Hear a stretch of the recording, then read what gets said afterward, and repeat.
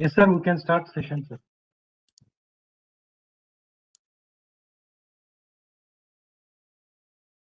Madam, good afternoon. Dr. Ranjani, madam, good afternoon. Madam, good afternoon. Good afternoon. Can you hear me? Yeah. Yes, ma'am. Yes, ma'am. I'm Ramesh, CEO. Welcome to the webinar. And first of all, thank you very much for accepting my invitation to deliver a talk on Nobel lecture series. First lecture in the series is on chemistry. On behalf of Karnataka Science and Technology Academy and all the attendees, welcome to you, madam. Thank you. Before going to your talk, let me give a brief introduction or achievement to all the viewers. Dr. Ranjani Vishwanathan is currently working as a professor at the prestigious Jawaharlal Nehru Center for Advanced Scientific Research in Bangalore. She did her doctorate at the reputed Indian Institute of Science.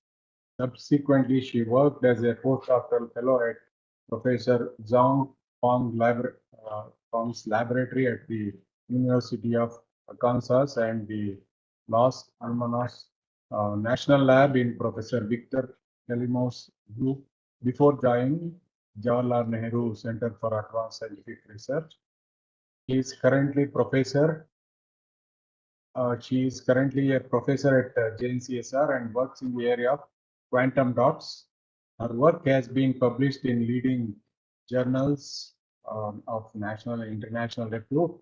She has been awarded several national awards like SERB Power Fellowship, Karnataka State Government's Sir C.V. Raman Award, MRSI Medal, EST Young Nanoscientist Award, Chair Fellowship, founding member of Indian National Young Academy of Science, the INSA Young Scientist Medal.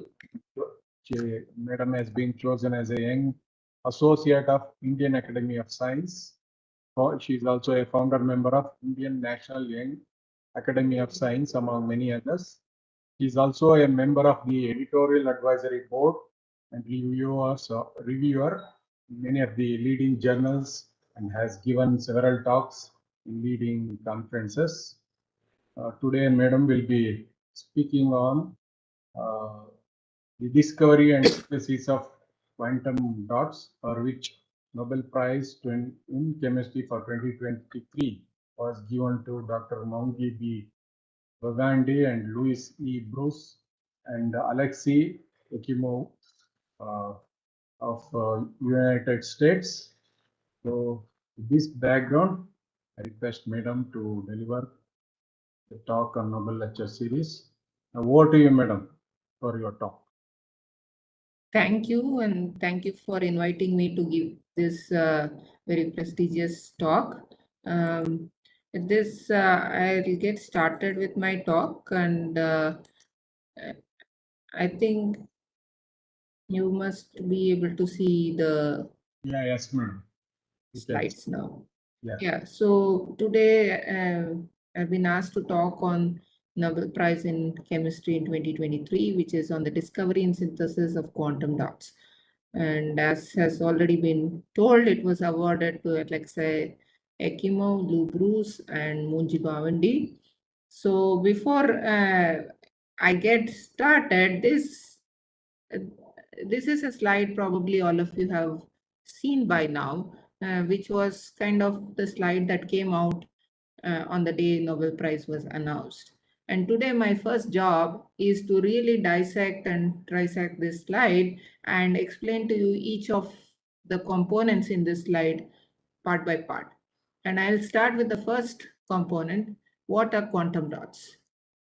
So quantum dots are, in a nutshell, are crystalline semiconductors, and they're composed of just a few hundred to thousand atoms. They're unique tools for manipulating light, and these tiny structures can be precisely tuned to emit specific wavelengths of light depending on their size. Very important is that it does have size-dependent properties, leading to multitude of applications where you require this tailored light emission. So first, let's get started in understanding why it has size-dependent properties. Because normally, when you watch any material, it doesn't matter whether it is 5 centimeters long or 5 kilometers long. The material always behaves in the same way. It always gives out, it always has the same strength, it always does the same aspects. So why exactly is it necessary that when it is few thousands of atoms, why should it behave as a function of size? So this is where the question comes. And before we get to the point of what quantum dot is, I wanted to bring out one particular aspect which is not related directly to quantum mechanics, quantum dots, but I did mention that they were crystalline semiconductors.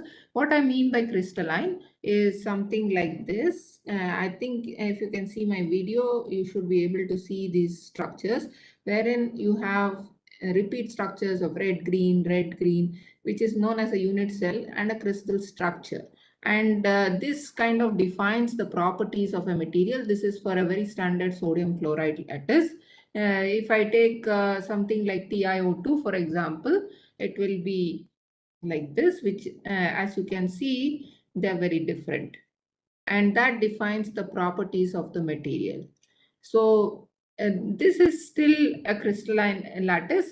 The quantum dots are also crystalline lattice. So why should it start feeling suddenly behaving differently? So in order to understand that, we will just give you one example. I can show you a balloon here, which if you can see very clearly, very minutely, I put a small pebble inside it, one of these pebbles, which I'm calling it an atom. This is my atom, very small pebble. But these atoms are actually, although I did show it to like a ball and stick model here, it's not like this is going to be a ball and stick model. They're actually quite close packed. This is just a representation. They will be almost in this manner, wherein they're quite close packed. So any amount of push and pull, but it's not as if this length is changing. This length is exactly the same in any system. For example, all sodium chloride lattices will have exactly the same sodium to chlorine distances. But what does change is that when I go back to my balloon, why did I have a balloon? I have a balloon because this is the sphere of influence that that particular atom inside it has. So as long as the size is larger than this sphere of influence, which is known as the Bohr radius, we do not see any size dependent properties. But if it starts becoming smaller, for example, in this case, you can see that it is actually being smudged in one direction, because in one side the size is becoming smaller. So this is the region of our interest. And what were the contributions of the various Nobel laureates in the field? Alexei Ekimov was a Russian scientist. He was the first to unveil the effects, size-dependent light effects. He achieved this by incorporating nanoparticles of copper chloride into colored glass. He did not show that it could exist independently. This discovery showcased the influence of particle size on the color of glass due to quantum effects. That's all it was done. However, although this was a critical early milestone for the journey of quantum dots, he was a Russian scientist, and he published this in a Russian journal. And you must remember the history. This was around 1978, which was the period of the Cold War. So there was no interaction between the Americans and the Russians. In the meanwhile, Bruce was a American scientist who was working in Bell Labs at that time. He's currently in University of Columbia. He was basically instrumental in bridging the gap between semiconductors and particle size. I'm going to go into a little more detail into how Bruce worked into it. And his work really laid the foundation of understanding how the size of particle influences the properties. So for example, this thing that I showed you here, when I have a smaller size, smaller size of the box, he was probably one of the first person to show that actually these quantum dots can be explained in something as simple as particle in a box with a reducing box size. So his pioneering work, especially when it comes to quantum effects, was critical in beginning the journey of quantum dots. Finally, the last scientist who was awarded the Nobel Prize is Munji Bawandi. He was an American scientist with French and Tunisian descent, but he was the chemist who made it possible. He played a very pivotal role in making quantum dots a reality. One of the backstories from this, actually, Bruce came up with this idea, but at that time, Alivasitos was already a postdoc in his lab, and he was working on trying to figure out how to do this colloidal synthesis. And then Bawandi joined the lab. So it was Alivasitos and Bawandi as postdocs of Lou Bruce who first obtained colloidally independent particles. Although the key thing is now that size, we know that size is very important, there was no control of the size, and which means you had properties in the entire range. And Munji Bawandi, who took it up as a challenge upon himself, and also Alivasitos, played a very pivotal role in making these quantum dots with precise size control a reality by combining the inorganic and organometallic techniques. So this breakthrough, wherein they were uniform in size and quality, was a crucial factor in any of the widespread application. So today I'm able to actually keep these particles in broad daylight like this and just shine UV light on these systems, and I think you should be able to see that they are actually fluorescing in all different colors. All of them are cadmium selenide, and you can see that they're yellow, orange, green, red. I hope you can see that on these systems. So this was made possible by Lou Bruce and Munji Bawandi. Another very interesting story is to show you that actually the history is so interconnected, was that although Lou Bruce did all of these calculations by himself, he later saw that in one of the obscure Russian journals, Ekimov had already done these calculations. So being a gentleman, he sent a note to Ekimov saying that we are working in the similar field, etc. And the Cold War being what it was first intercepted by KGB instead of Ekimov. And they said, like, what have we got to do with this American guy, and so on and so forth, that he was not allowed to reply back on this aspect.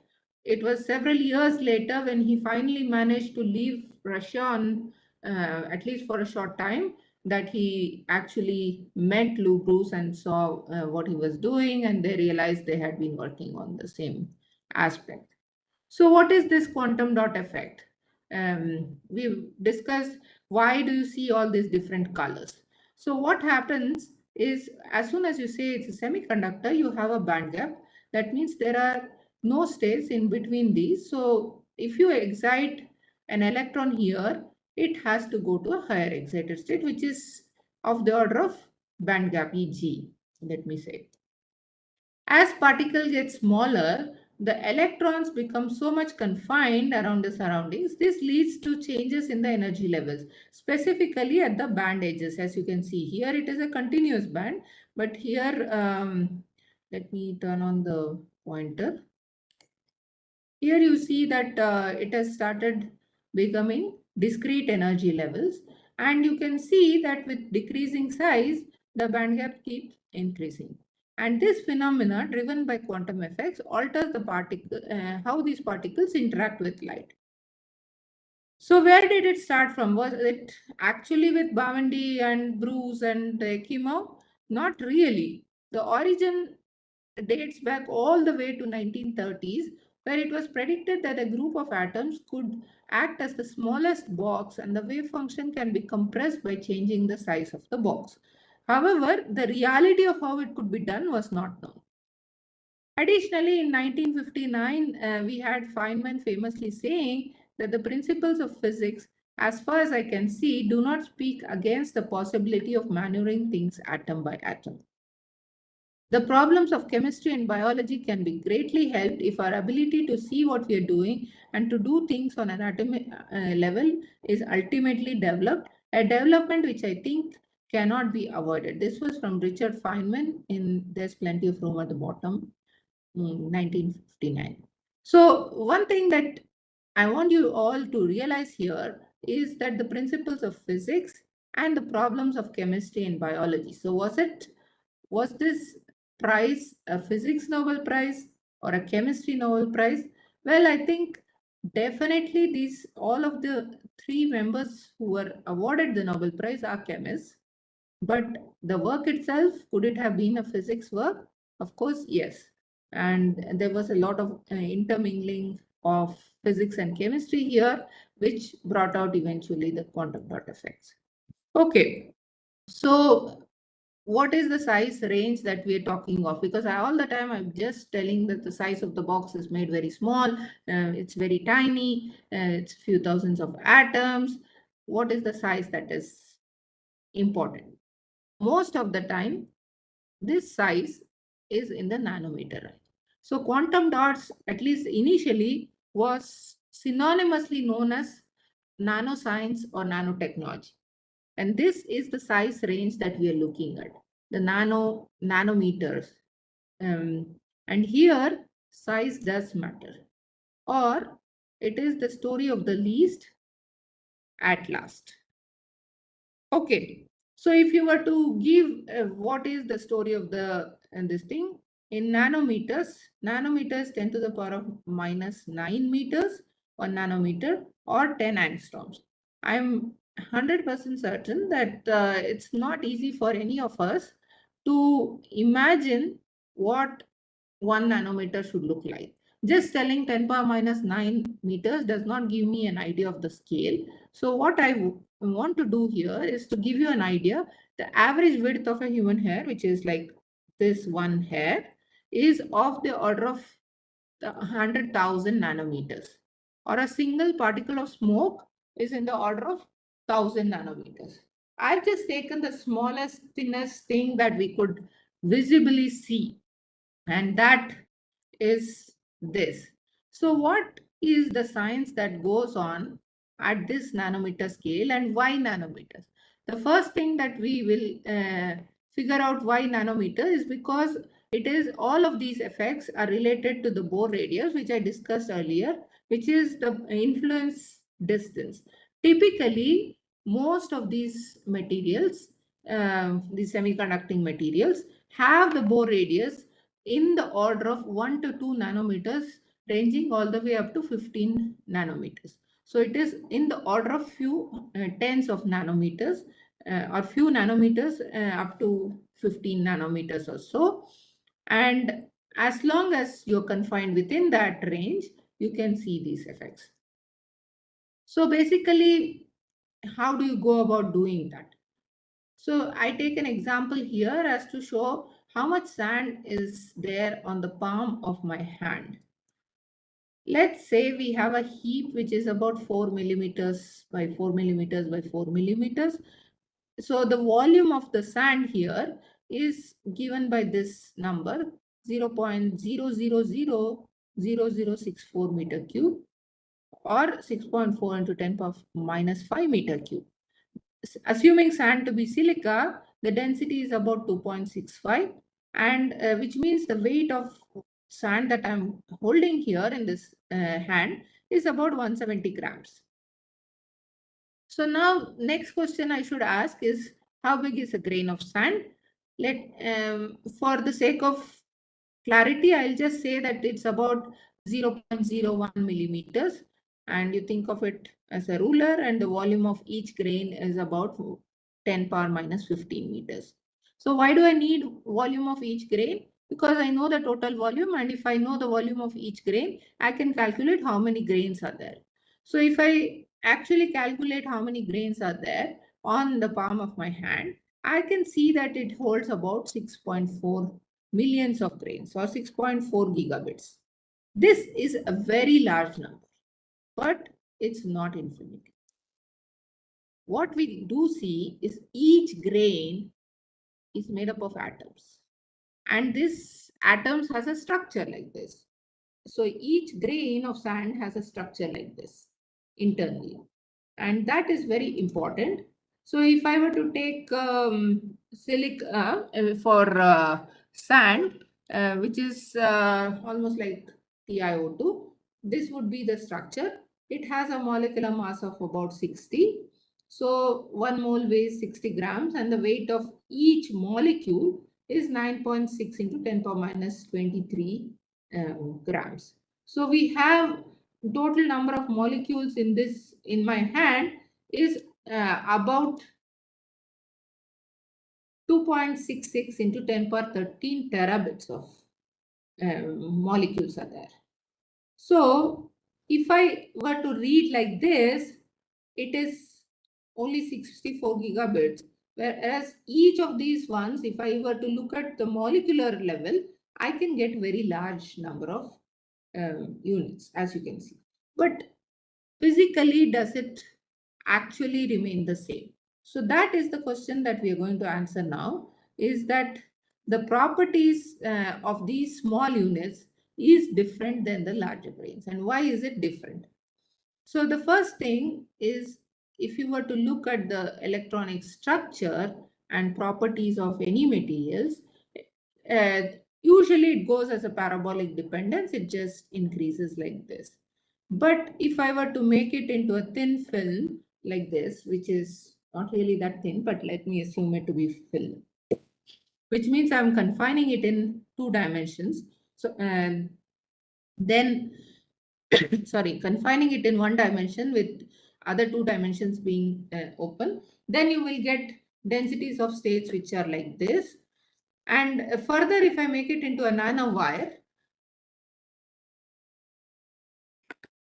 excuse me, I get changing densities of the state. And most importantly, if I were to make it as a quantum dot, which is like confined in all different directions, the energy levels are no longer continuous. It becomes very discrete.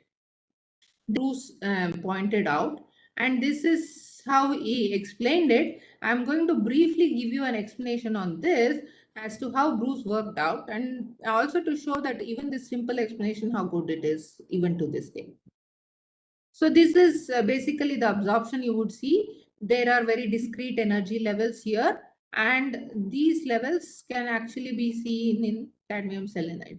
And as a function of size, as the size increases, you can see that it band gap increases. So why does it increase? We already discussed this. We have an excitonic Bohr radius, which is the natural length scale of an electron and a hole bound state. If the electron and the hole are together, it likes to be this far apart, and it is dependent, obviously, as I discussed, on the particle itself. But now if I say that this is the Bohr radius for the electron and the hole, if the particle is bigger than this, then no problem, it will just feel that and nothing else will happen.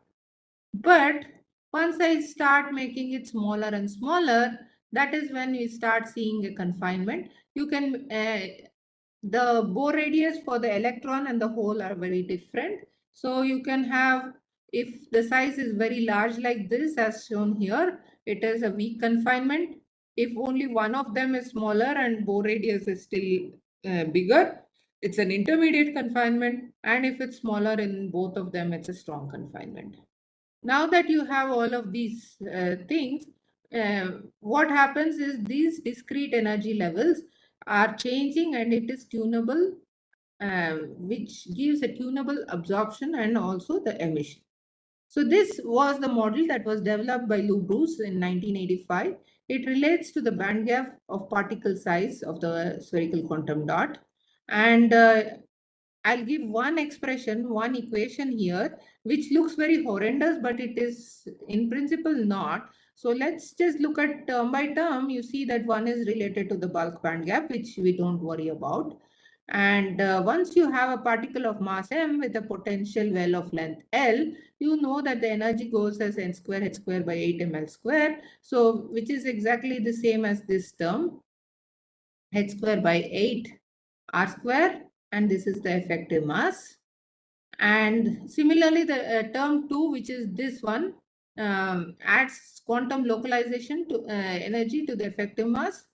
And the electrostatic forces are given by this term, which we are talking of here. And the last one accounts for interaction of the positive hole with the negative electron. And if I were to just separate out the contributions from each of the term, this is the term 2, 3, and 4. You see that majority of the influence is the term 2 and at most term 3. Term 4 doesn't provide. In order to put in perspective as to how good this was, this green line here in both the cases was this calculation done by Bruce about 5 decades ago. And this is a more complicated calculation, and these red, all these dots here, red, blue, green, black, everything, all of them are experimental observation. So you see that it is actually quite a good, reasonable description, considering that it was predicted for the first time. Okay, so we know that properties do change when we go to small sizes, but are these, how small can we really get? Is this really doable physically? And that is the question that we have to address. So how do we make these nanoparticles? We can take a solid, you can cut it, break it, chip it, or grind it until it becomes a very fine powder. And this is known as the top-down approach. And this has been known for quite some time. And it's known, one of the ways of doing this is through lithography. This was done for the first time by IBM in 2000, early 2000s or late 1990s, wherein they demonstrated all of these atom by atom. But more importantly for this talk, the chemical method of doing it, which is start with a very small this thing by nucleation and then just grow it until you get to the required size, was what was done by Munji Bhavandi for the first time. And this is known as the bottom-up approach. And how do you do this? You just take an organometallic precursor, you thermalize it until you get an active species which is ready to nucleate at the earliest. And then once you have that, you supersaturate it so that the nucleate form the smallest size particle, allow it to grow. And when it has reached the size that you require, you have to carefully cap them with ligands which provide resistance to aggregation, solution processability, and also surface passivation. So this, in a nutshell, is how Bhavandi was working. He took the substrate, heating it at low temperature. Then you take the precursor at very high temperature and inject the precursor. And because you injected so much precursor, which was at lower temperature, the overall this thing cools down. And you can see that after a particular size, it doesn't grow any bigger. And if you would like to grow it bigger, you can start from a different temperature. This is the method that was adopted by Bhavandi, roughly. Okay, so now we know what is an unit cell, what are crystals, atoms, and wave functions, and why, what can you probe using these things. So first thing we need to look at is what can we probe using optical techniques, which is basically with an optical techniques, you have an optical detector and a semiconductor. And if you excite it from using some light, it will go to higher energy level if it has enough energy. If it doesn't have, then it will just fall back. And this is what we can look at optically. And quantum dots with their unique electronic structure, basically the distance between these two lines, these two states is being controlled. So when you excite some light, it goes to a higher excited state, and nobody likes to stay in higher excited state forever. So they want to cool down to lower energy levels, and they will give out this energy as a energy of light. So you can get this particular energy. This is known as emission. And so now how is the emission obtained? It depends on this gap. So if I can control this gap, I can also control the emission. So what is this gap? This is a band gap. So if I can control the band gap and tune the band gap, I can also tune the light emission, which is what happens here. And you can see that it goes from lower to higher, both in the valence band and the conduction band. And you see that it can actually be tuned. And this is not just image that you see. I've already shown you some real life examples here in this this thing, where I did show you how these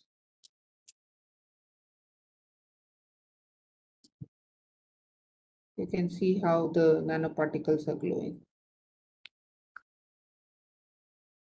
The green and orange.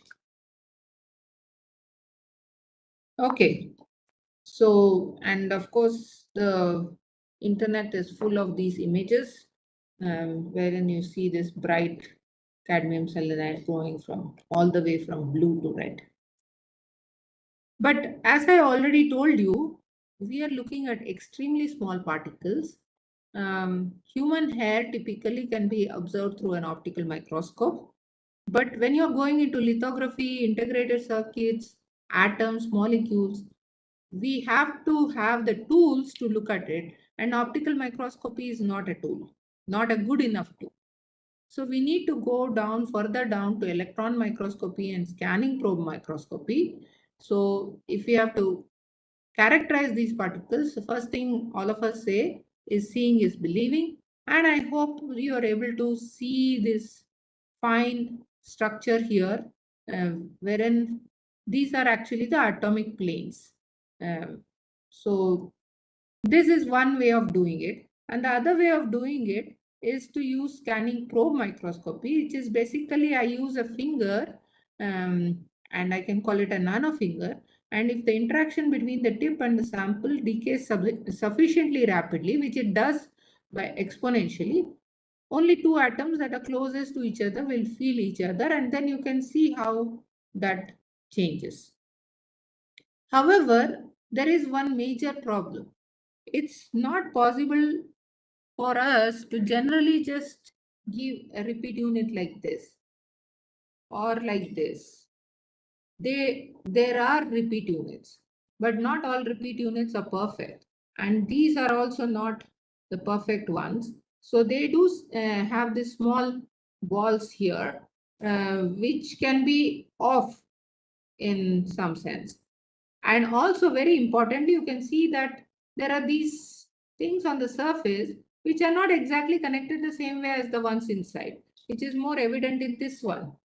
You can see inside ones are nicely connected, whereas the outside ones are just freely hanging.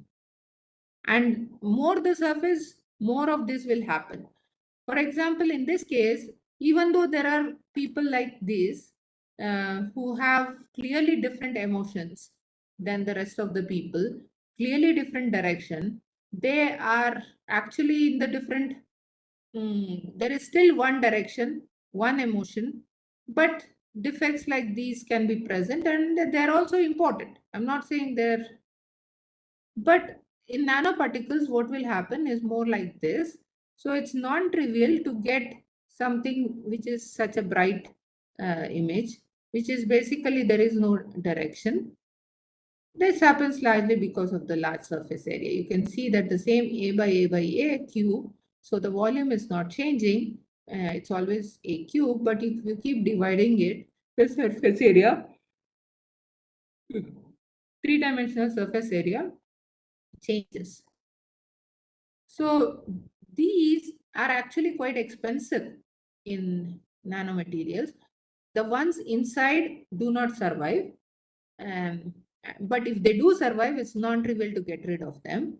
And this surface is actually quite rugged. You can see here that surface is not very clean. More clearly, you can see here that although it looks like nice, smooth rods here, they are not exactly rods. There are lots of surface problems. So what happens if these are there? It makes a difference between seeing this and seeing this. And what is the difference? The brightness, of course.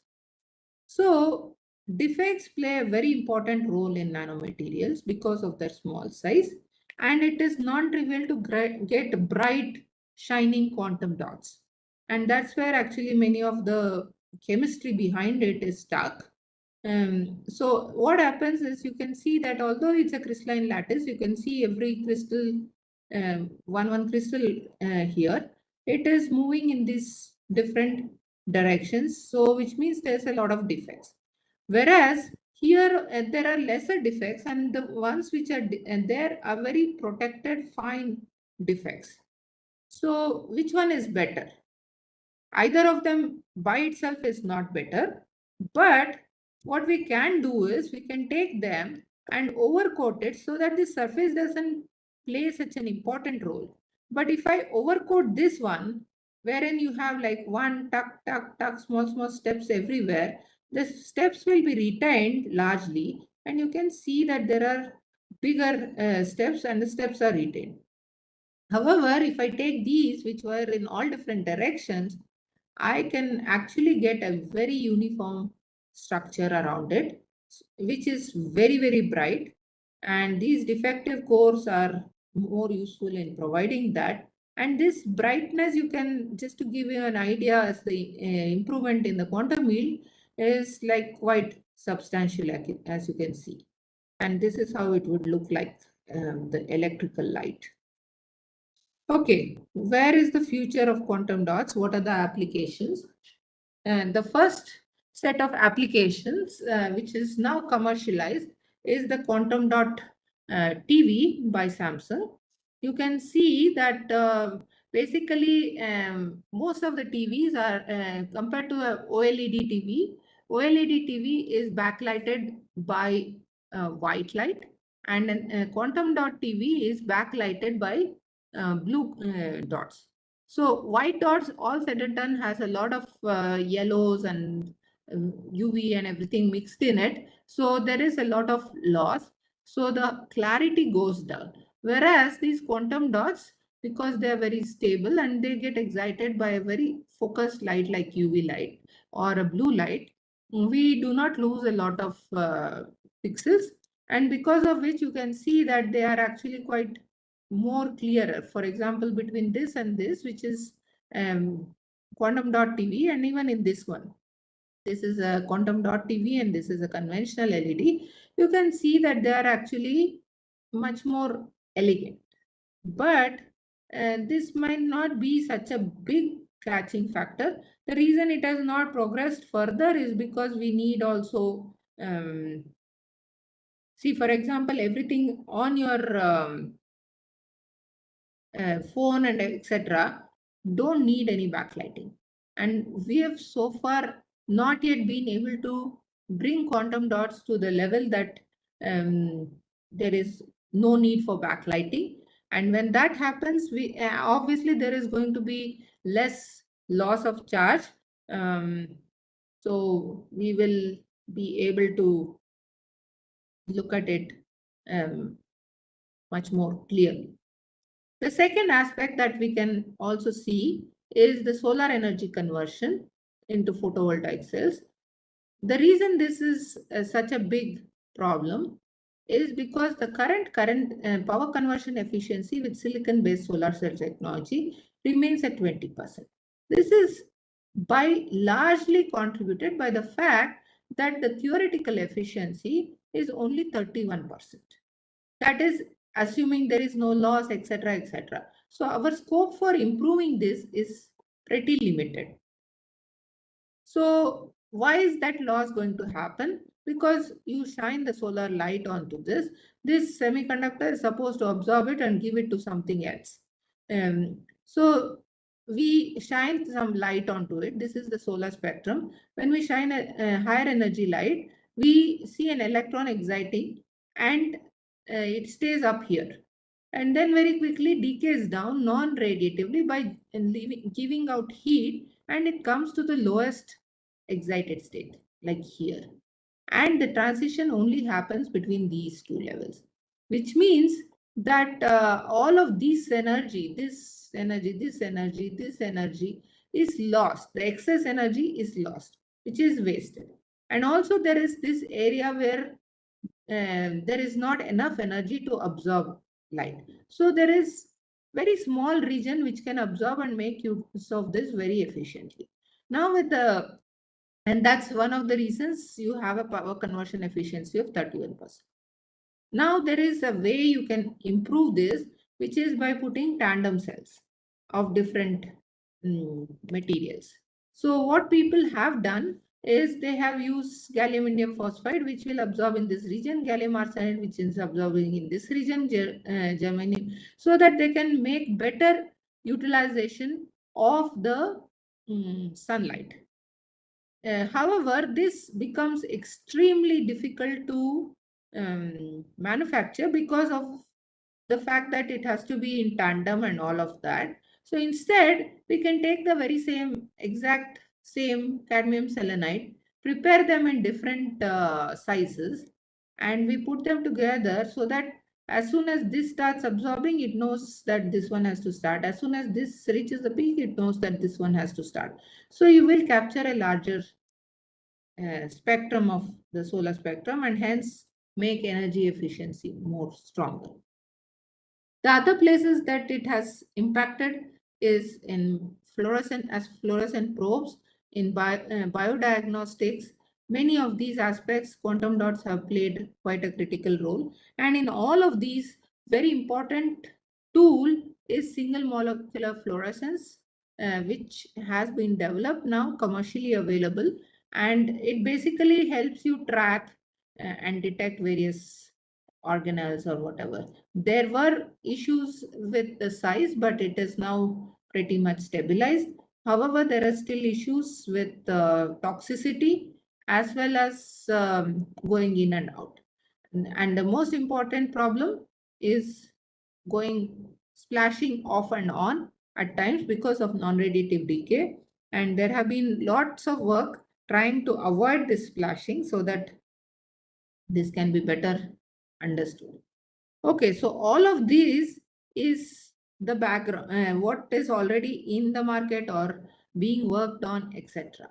But now, since I was giving it to students, I thought I should also give you one overview of what awaits us in the future, which is that what can we do with it now, which is not done. The first thing that people are extensively looking into is spintronic materials. So what is spintronics? Basically, an electron, along with having energy and everything, it also has a spin. And it can spin in two different directions.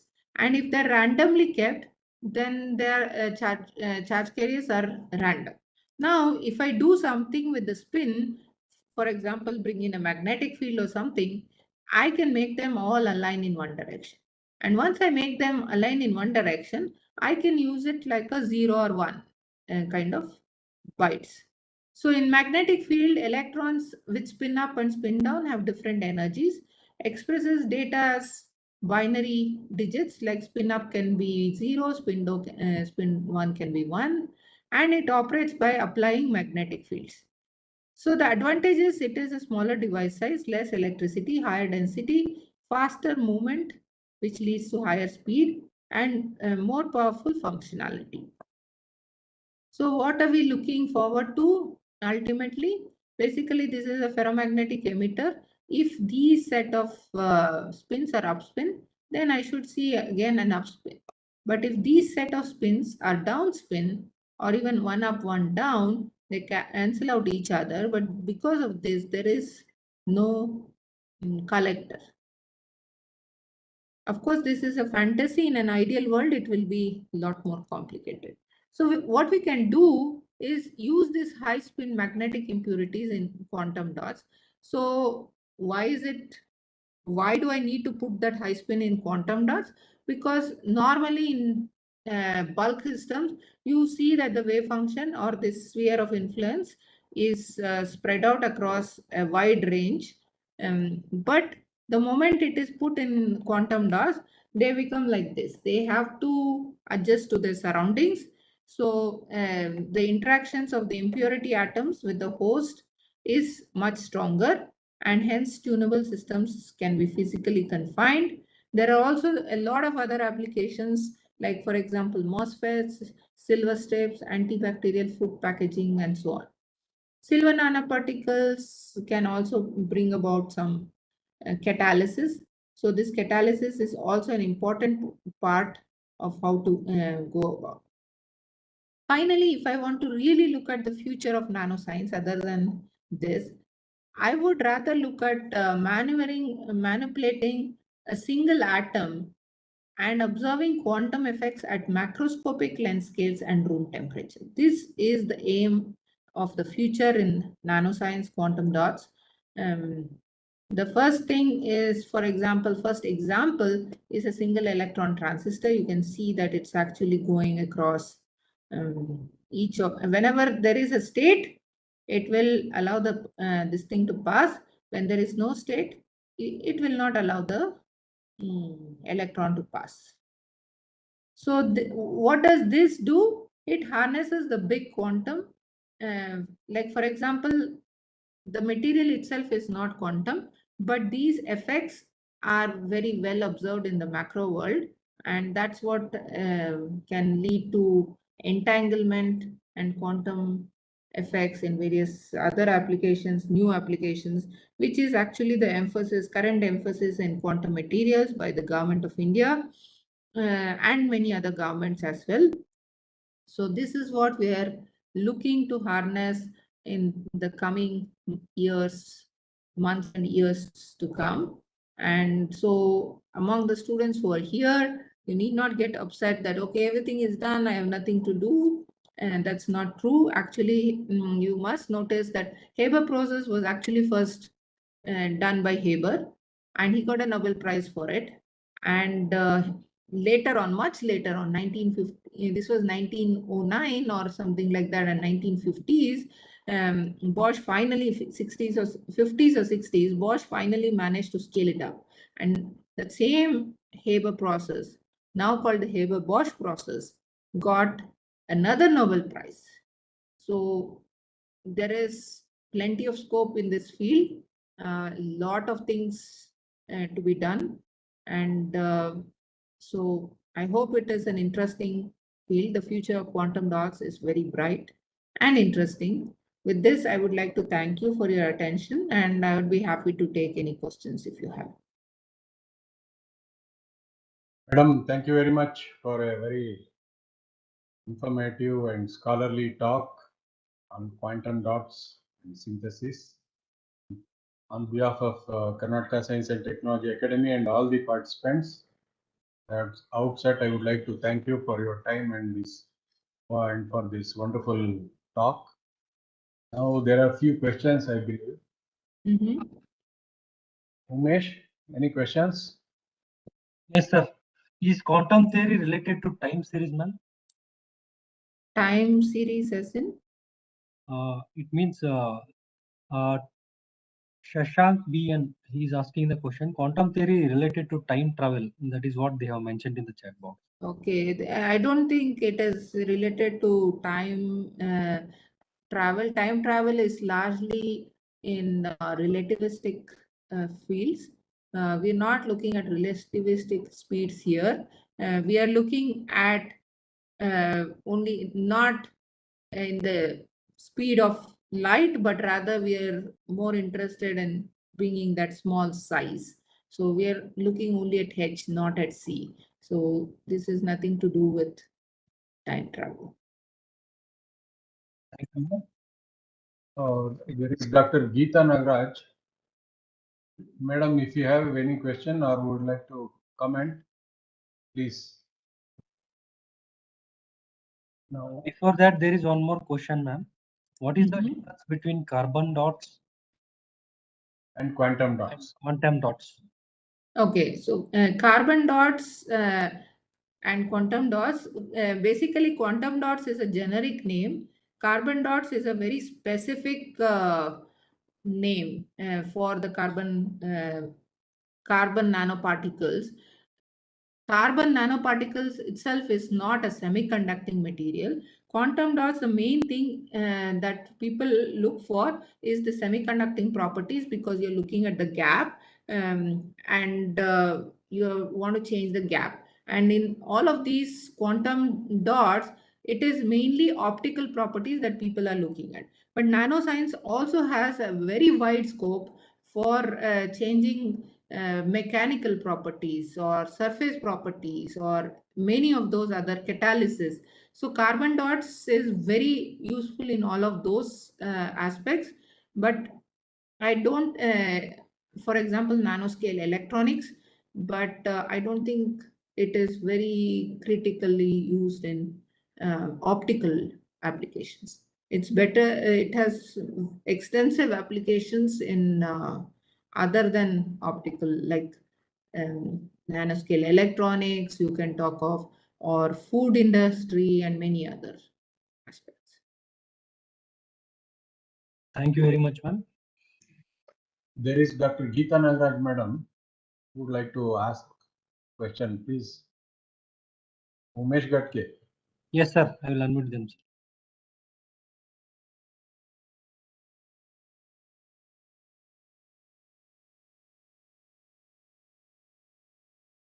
Sir, before unmuting them, there are few more questions in the chat box. Quantum theory and multi-universes, are they related, ma'am? See, today whatever I talked of is not quantum theory.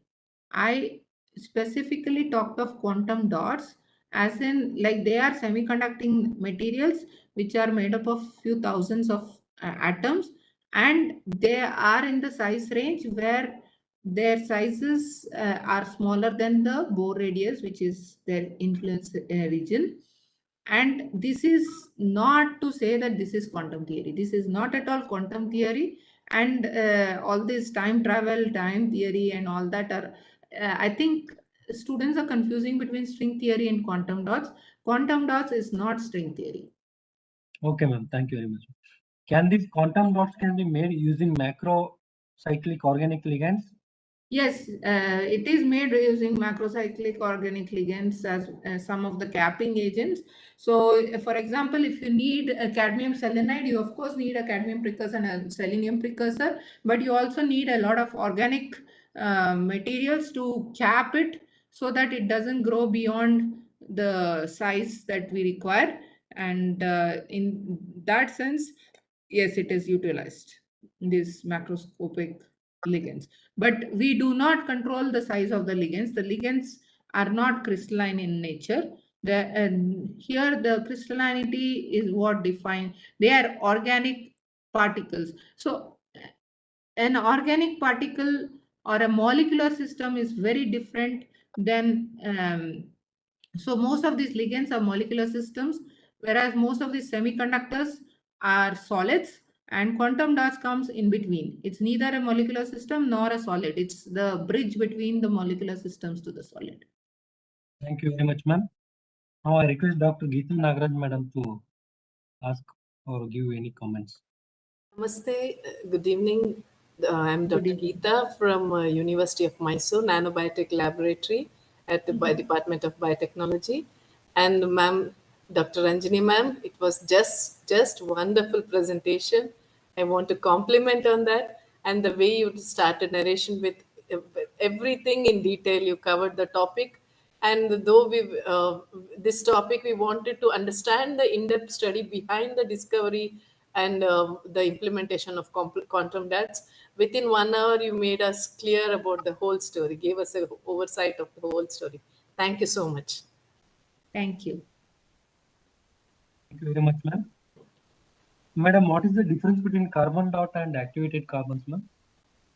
Activated carbon is basically, it's just you put in, it's catalytically activated. So basically you just make the surface more active. Whereas carbon dot, you actually confine it into a very small size so that you can actually bring them together, bring them into this quantum confined regime.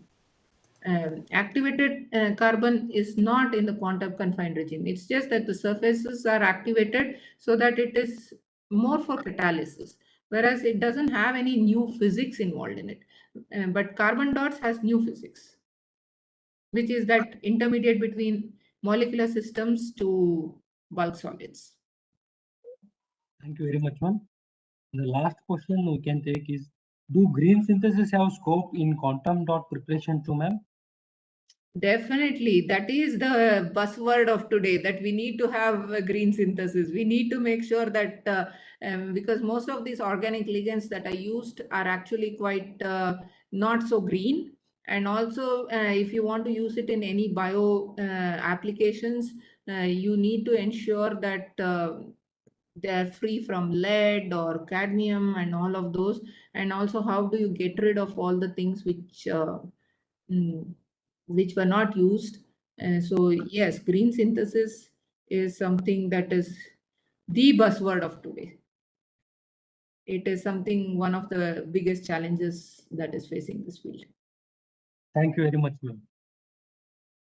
Madam, once again, thank you very much. Right from the basics of what are quantum dots to crystalline structure, then contributions of Nobel laureates to the field, and then quantum dots to photovoltaic cells, spintronics, and applications of nanoparticles, and harnessing big quantums. All this you explained in just 1 hour. As Dr. Geeta Nagaraj Madam told, it was simply super. On behalf of KSTA and all the participants, I thank you once again for your time and this wonderful talk. KSTA organizes many programs like this, both online and offline, and we are quite near to JNCSR. When we organize physical meets, we'll be inviting you, Madam, for talks. Sure. Thank you very much. Thank you very much for inviting me here and giving me this opportunity. Thanks, Madam. I also thank Dr. Geeta Nagaraj for joining us for this webinar. And also many teaching faculty and students have joined both on Cisco WebEx and YouTube platform. For all of them, thank you very much. On 10th, we'll be having 2 more talks on Nobel Prize in Medicine and Nobel Prize in Economics. 2 eminent speakers will be delivering the talks. I request all of you to join on Friday at 2 p.m. Thank you very much. Thank you. Thanks, ma'am. Thank you, madam. Thank you very much, sir. Thank you. Thank you.